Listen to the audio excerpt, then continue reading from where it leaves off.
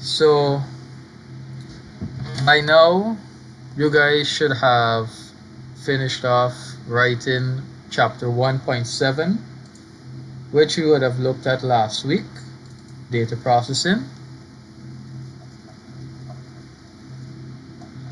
So this week we are starting chapter 1.8, application software. And most of you should be familiar with software.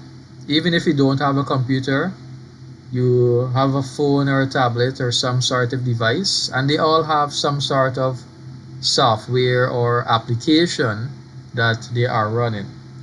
But what we'll be looking at today is that those software, they fall under different categories. They're basically different types of software, and we'll be looking at the types of the software and what category the normal everyday software we use, what category do they fall under.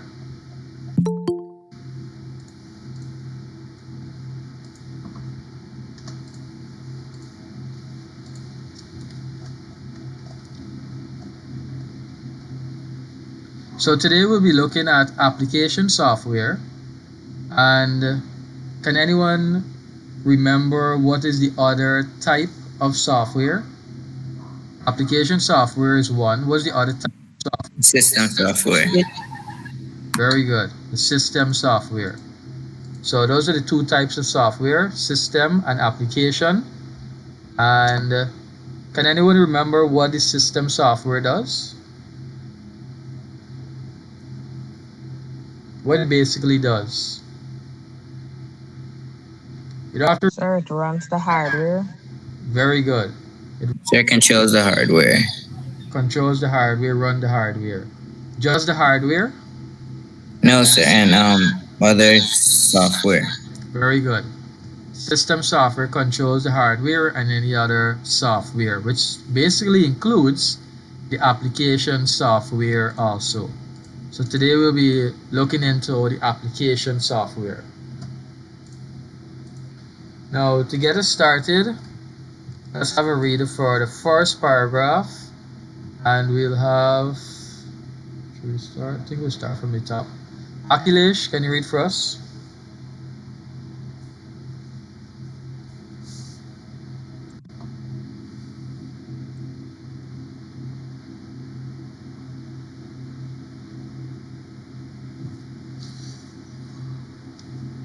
Akhilesh?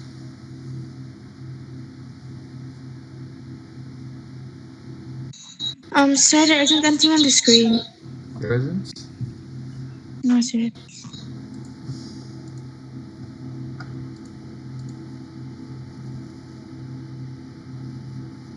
And apparently only one person noticed that. So, as mentioned, we're looking at application software. Akhilesh, could you read the first paragraph?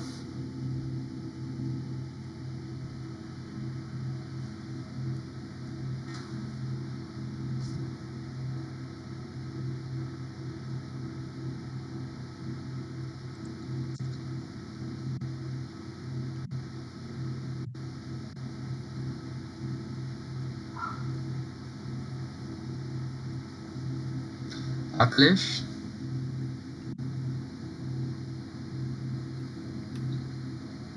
Yes, sir.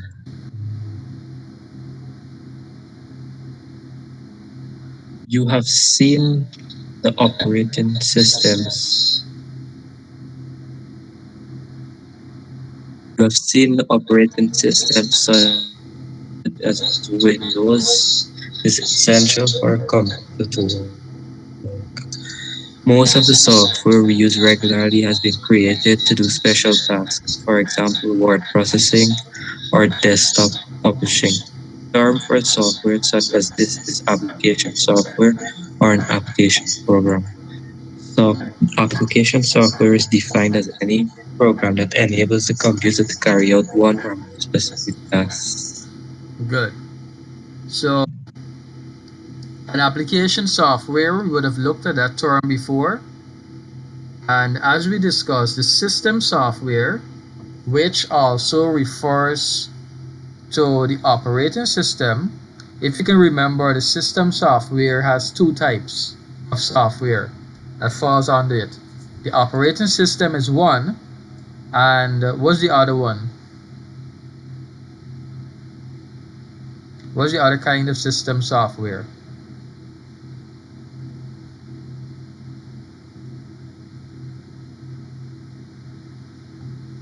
It starts Sir Booting. Utility software. utility software. So operating system and utility software fall under the system software. Now,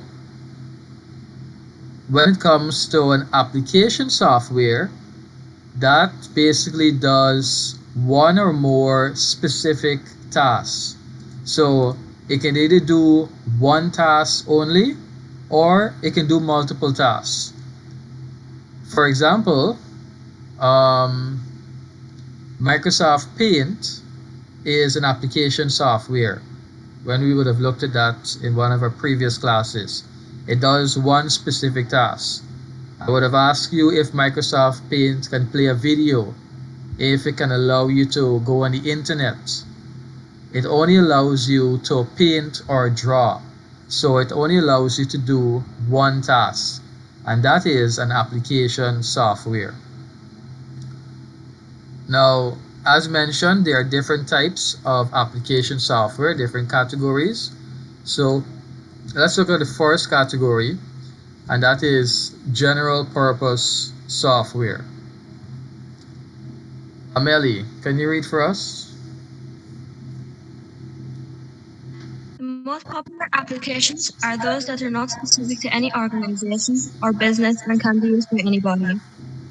The programs you use at school or home for word processing, databases, spreadsheets, presentations, drawing, and painting will be such programs. These programs are known as general purpose software because the user decides what to use the software for. For example, you might want to use a word processor to write a letter or to design a poster for a school play. At the bottom, and then continue at the top right. General purpose software is much cheaper because it has been used by millions of people over a number of years and is generally error, bug, free. Some applications are even available online, where information can be accessed anywhere or updated by multiple users at the same time. Popular examples of application program software are given in Table 1. Good. So this is our first category of application software, a general purpose software. Now, general purpose software are not specific to any organization or business. What that means is that no organization, no business has the sole rights to use this program or software. Meaning, anyone can be able to use the software. No one is in control of the software. So, for example, Google is a company, and Microsoft Office is a software. Google does not control Microsoft Office and say that how no one is allowed to use Microsoft Office, that only Google can use it. That is not the case, which means that Microsoft Office is a general purpose software. Anyone is allowed to use the program. So whether you are someone that attends school, whether you're at home, whether you're at work, whatever the situation is, you are allowed to use these general purpose software. So they're available to anyone. Now, they're also called general purpose because you, the user, decide what you will use the software for. So, for example, a word processor You can decide if you're going to use it to write a letter, you can design a poster, you can design a flyer, you can create a memo, some sort of legal document, whatever you want to do with it. It's general purpose.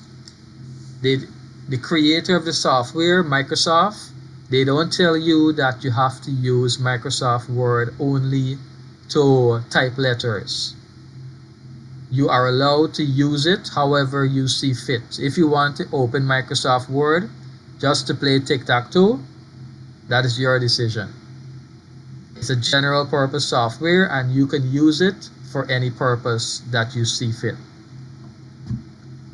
So that is 2 points of the general purpose software we looked at. It is not owned. Yes, a company made it, but they do not have the sole rights to that software. Anyone can use it, and you can use it for whatever purpose you want to use it for once the software has that ability. Now, one advantage of a general purpose software is that it is much cheaper. So because millions of persons are using the software, then that means it has to be cheaper so that all of these persons can be able to afford the software. Now, along with it being cheaper, another advantage is that it is generally bug-free, or it has few errors in the coding. So when we say a bug, we usually mean that there's a problem with the software. Something doesn't work right. So because millions of persons are using the software, all of these persons can report that this software has this problem, and it can be identified early, and whoever designed the software can be able to fix the problem. So that is why it is generally bug free.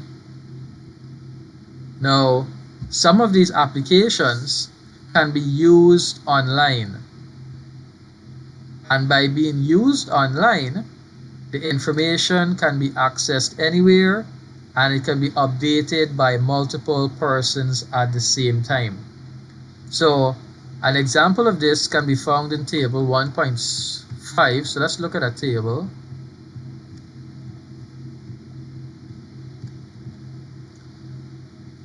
So in this table, we have some types of software, examples of the programs that fall under the category, and what we use those programs for.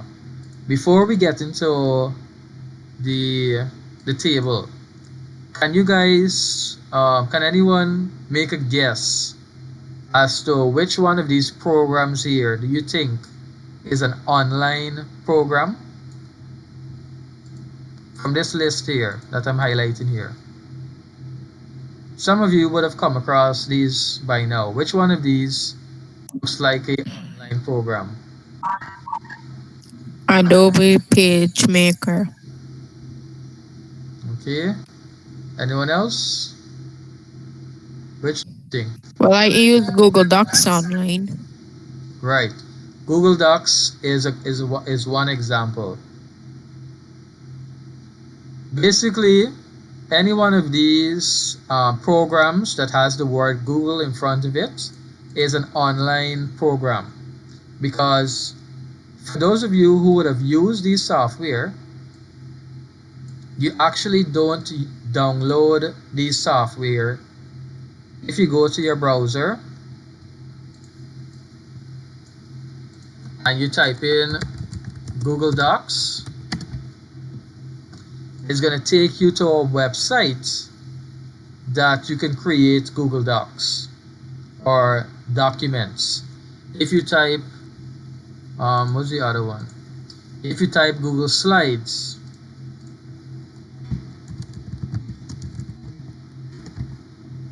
it's going to take you to another website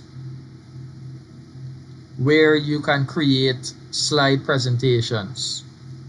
The other one is Google Sheets. If you type Google Sheets, it's going to give you another website where, And Google Forms. Exactly, and you have Google Forms here also. Well, you have everything at the top here. So these programs here, you don't need to download them.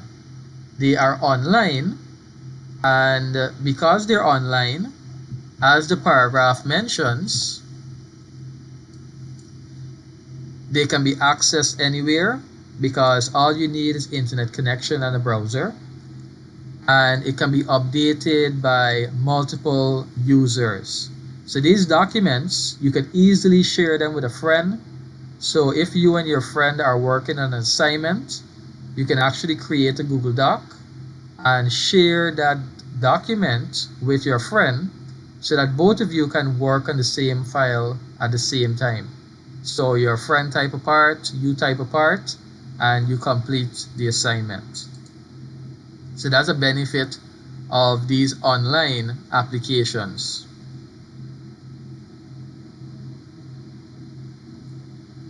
Now, any questions on the general purpose software before we move on? Yes or no? No, sir. Alright, so the next one is customized and custom written software. And our next reader will be um, Anthony. Can you read for us?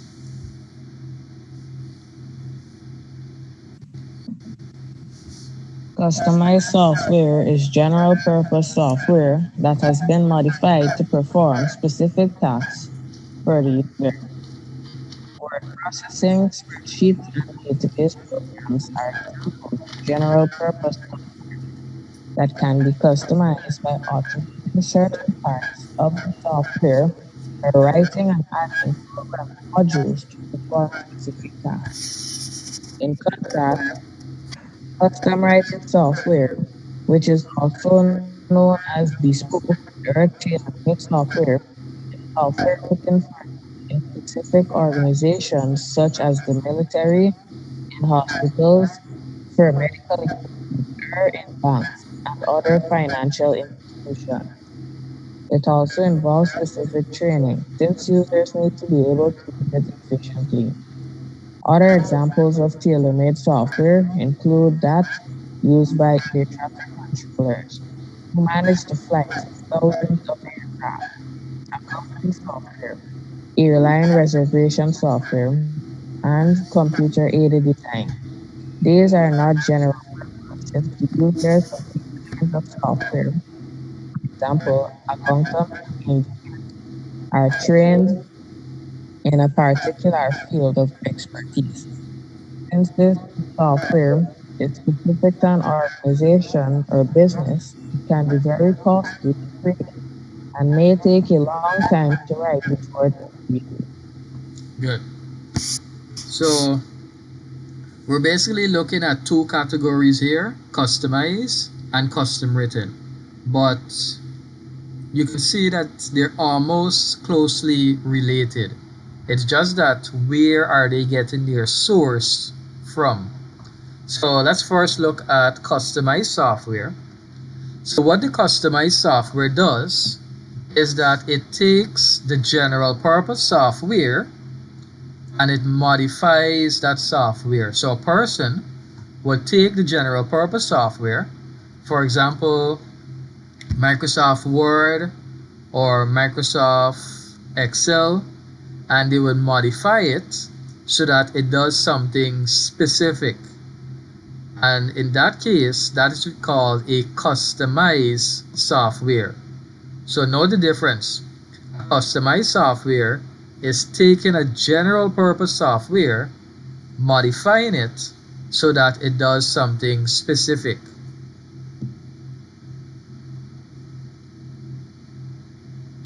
Now, a custom written software is one that an organization of some kind would create a software to do a specific task.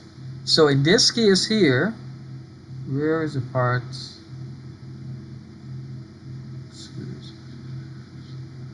Right. So It is a software written for use in a specific organization. So with a custom written, you can say that this software is written from scratch, from the ground up. They write their own codes for this software. So in this case here, you hire a special person, a person who knows how to program basically, and they would design that application for you. Now they might take the idea from other programs, but they would usually design that program from scratch, from the very beginning, so that it goes specifically in line with the needs of the organization. So for example, the military, the hospital, the banks, and other financial institutions, they might have a specific need, and a programmer now would design that software to fulfill that specific need. Now, these software, they involve training so that a person can be able to use the application. So you can say that is basically like a disadvantage, because these specialized software now, these custom written software, remember they're going to be different from the general purpose software because they are specific to the organization. So only who would have created the software would be able to know how the software functions.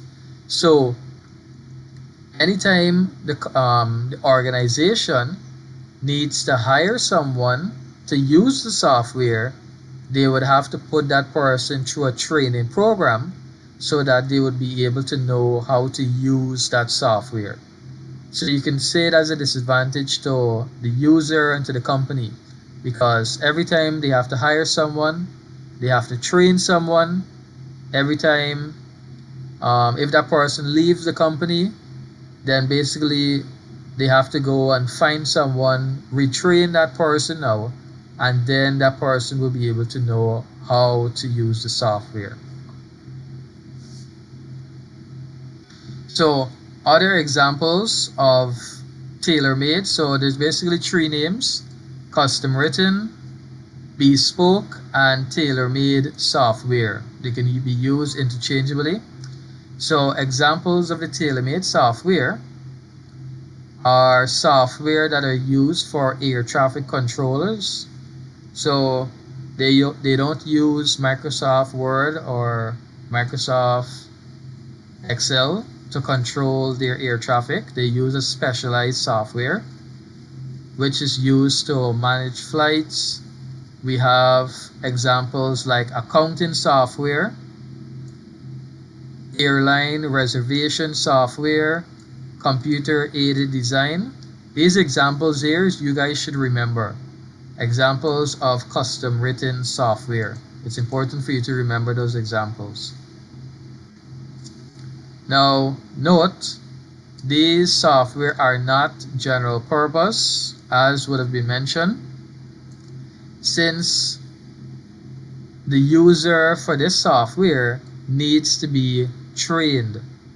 So that is why there are specific programs or courses, you can say, for these software.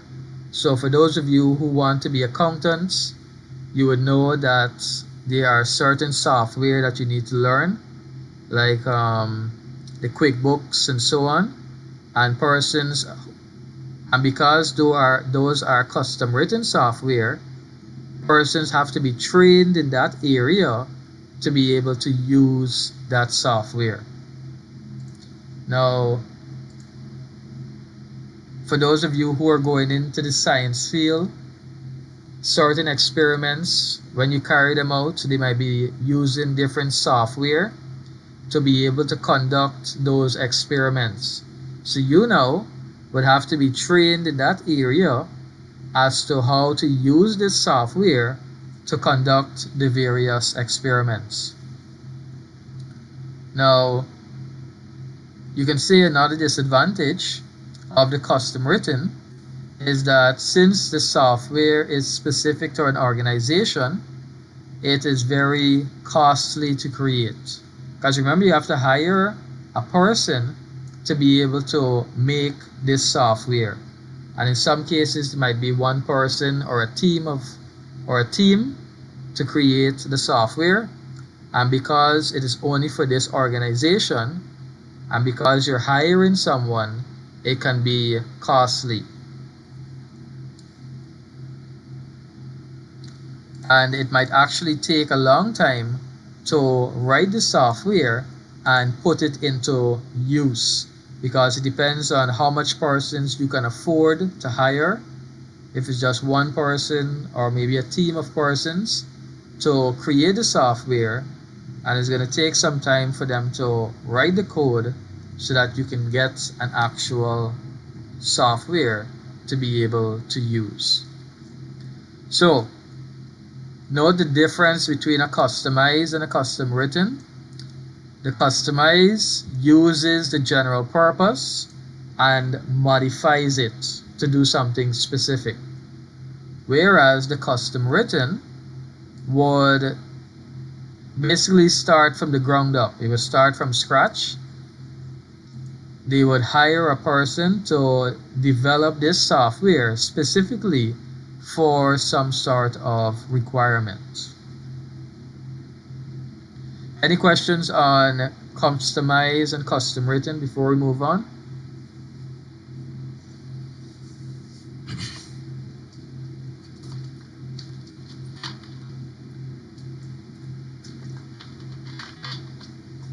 No, sir. All right, so the third type of software is specialized software. Let's have Kizia, can you read for us?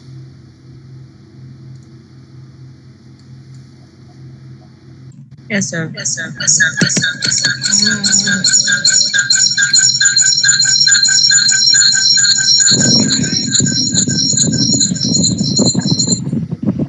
You're echoing, Kizaya.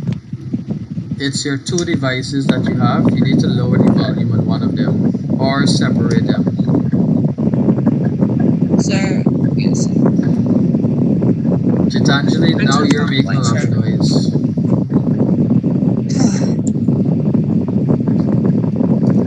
Specialized software. Specialized software is written solely for a specific task rather than a range of functions. Examples include the software on your mobile phone for your camera. It will only allow you to manipulate and share the photos. Another example would be an online card game, which would only allow you to play that particular game. Right. So this is straightforward. The specialized software, it is designed for a specific task rather than a range of functions. And it gave you a few examples there. Your camera in your phone, it only does one thing. It takes photos. It might allow you to edit those photos and share them. A card game, that only allows you to play that game. So a specialized software, it is created for a specific task.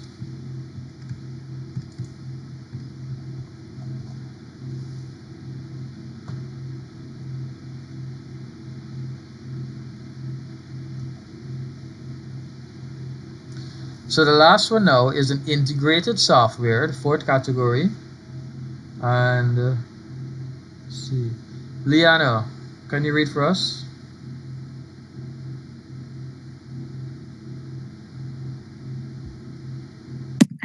Many computers are sold with integrated software already installed. Integrated software is a term for a program that includes all the major types of applications. For example, word processing, spreadsheet, and database, and brings them together into a single software package. Microsoft Office and Adobe Creative Suite are examples of integrated software. Large software companies such as Microsoft sell their main application programs together in one. package. Although packages such as these are sold as integrated software, it is not true integrated software as the programs are also still separate applications. Choosing software should be no different from choosing any tool for a job. Just as in construction, you decide whether to use a drill or a hammer to carry out a particular task. So with this software, you need to decide what is it actually need to produce and then choose the most appropriate program. This is very important when choosing programs to use for your coursework.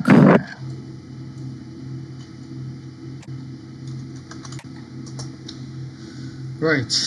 Um, so the last category of software is the integrated software, and you can imagine it like a package with it grouping softwares together so that we can have all of these softwares together basically. So one company would create all of these software and they would put them together in a single package.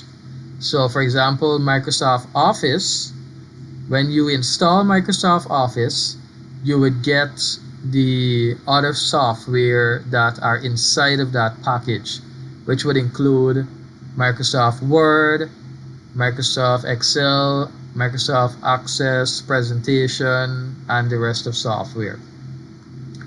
Adobe Creative Suite is another example.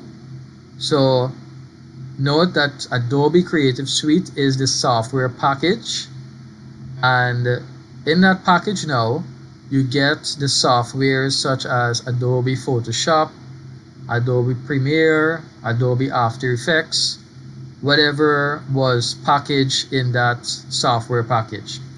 Now, those are all examples of the popular software packages, but truly these are not true in the sense of being software packages. They're not true integrated software because the applications are still separate. Because in some cases, you can install Microsoft Word alone, or you can just install Microsoft Excel alone, or delete the other software and keep one or the other. So even though they're inside of the package, they're not a true integrated software because the programs are all still separate.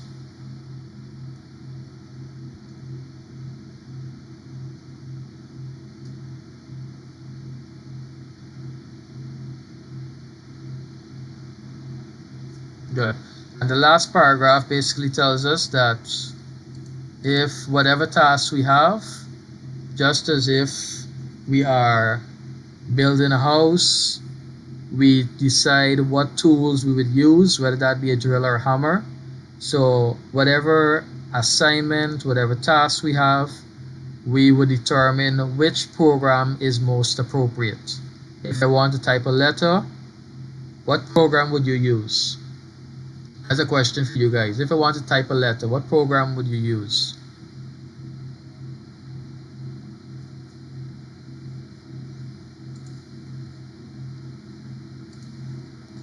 If you want to type a letter, what program would you use? None of you have typed a Word. Word is one. If you want to play a video, what program would you use?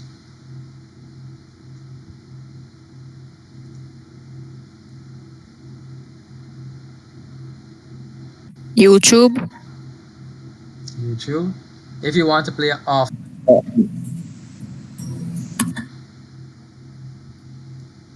before we get into that, is YouTube a program? Sir, MP4.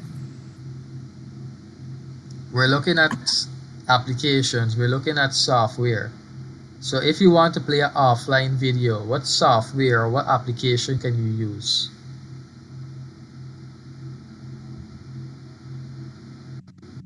Sir, gallery. Gallery? Yes, that can work because on your phone you have the Gallery app, and that app or application should allow you to play video. On your computer, those who have computers, what application do you use? Surfile? Sir, VLC, video player.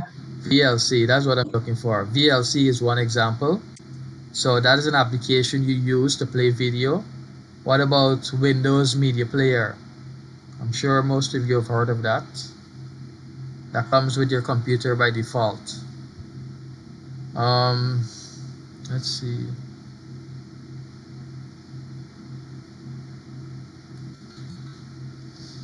If you want to edit a photo, what would you use?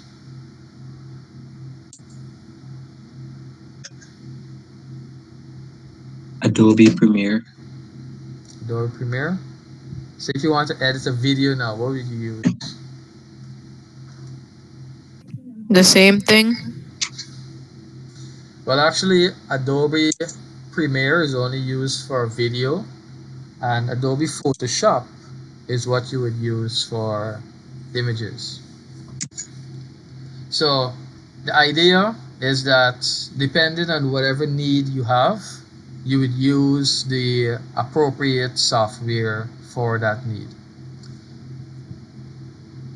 So let's look at the table now, the types of software. We're going to look at examples of that type of software and what is the use of that software. So each person that I put to read is going to read straight across.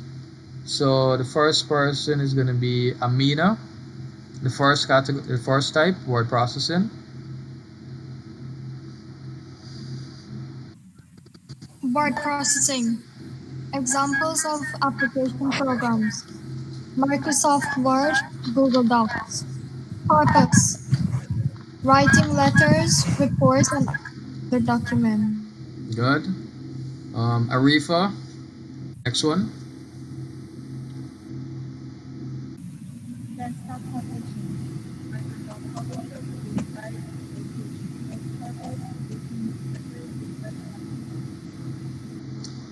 I think there might be a problem with your microphone because we barely heard you. Crystal Simon, you can help her out with that one.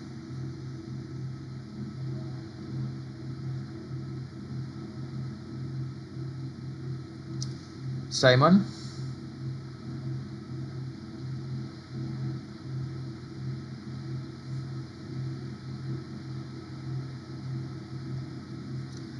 Lee?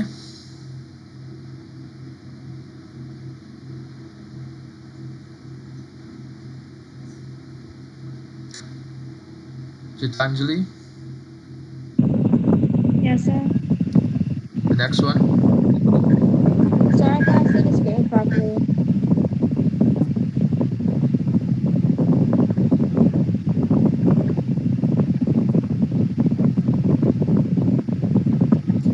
What you said?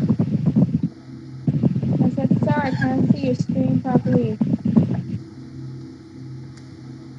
What about now? Yes, sir. So what am I reading? Desktop publishing?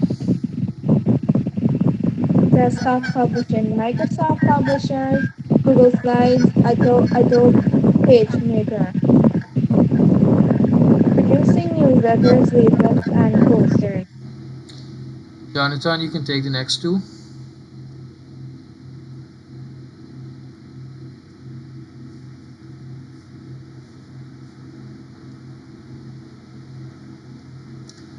Jonathan?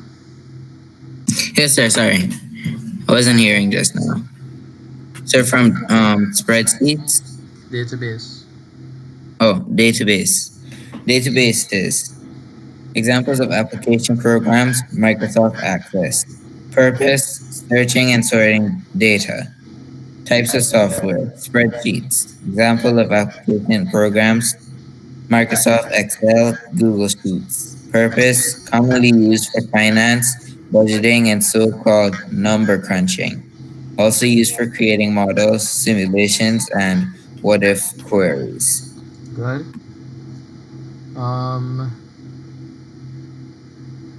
Crystal done. The next two. Sorry, I'm continuing from again. Graphics. Graphics, okay. Graphics. Sorry.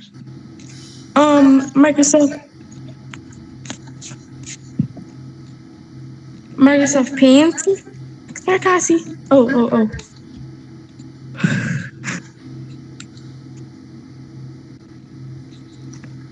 Are we okay, Crystal? No, sir. Alright, Ratisha, you can help her out. Seems Crystal is nervous. Graphics. Examples of application programs: Microsoft Paint, Adobe Photoshop, Adobe Illustrator, Adobe InDesign. Purpose: painting and drawing. Computer-aided design. Examples of application programs: Autodesk, AutoCAD, DesignCAD. Purpose: producing detailed plans or models, often in 3D, used by engineers and architects. Example: for plans of buildings or in the design of cars. Good. The final two, Robert. Integrated software. Microsoft Office, Adobe Creative Suite, all the major application programs, word processing, spreadsheets, and database are closely related, and the output from the various programs can be transferred or embedded into each other with minimum errors. Presentation software. Microsoft PowerPoint and Prezi, delivering slideshows and presentations to an audience normally using a large screen. Good. So, it is important for you guys to remember the different categories of software. It will not only be in your end of term exam or any future exam that you have. It will come for CXC also. So don't think what you learn in third form, it won't come in CXC. This is your foundation. Everything that you are learning in third form is your foundation for CXC. Whether you are whether you're doing IT at CXC or whether you're doing EDPM at CXC, all of this will return in CXC. Now, as I mentioned, it's important for you to remember the four categories: general purpose, which is used by anyone and everyone; customize, which takes the general purpose and makes a modification; the custom written is going to be having someone write a software for a specific task; a specialized software is one being designed for a specific task only; and integrated software is basically a package that has a collection of applications, examples such as Office and Adobe Creative. It's important for you to also remember the types of software: word processing, desktop publishing, database, spreadsheets, and so on, and what software you can use for those categories. For example, if you want to create a database, you know you can use this software here, Microsoft Access. If you want to edit graphics, you know you can use Paint, you can use Photoshop, Illustrator, and all of these software. And then you need to remember the purpose of each category of software. So once again, these questions here will be in your Google form for you to do as homework. Please ensure you take your time, answer the questions. The questions are inside of your notes. The questions are based on your notes. So ensure you take your time with them. Is there any questions on application software before we end?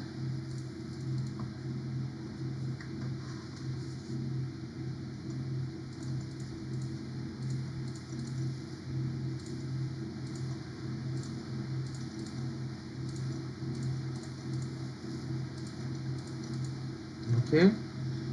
It seems you guys understand application software. If you guys don't have any other questions, you are free to leave. Enjoy the rest of your day. You You too, too, sir. sir. You too, sir.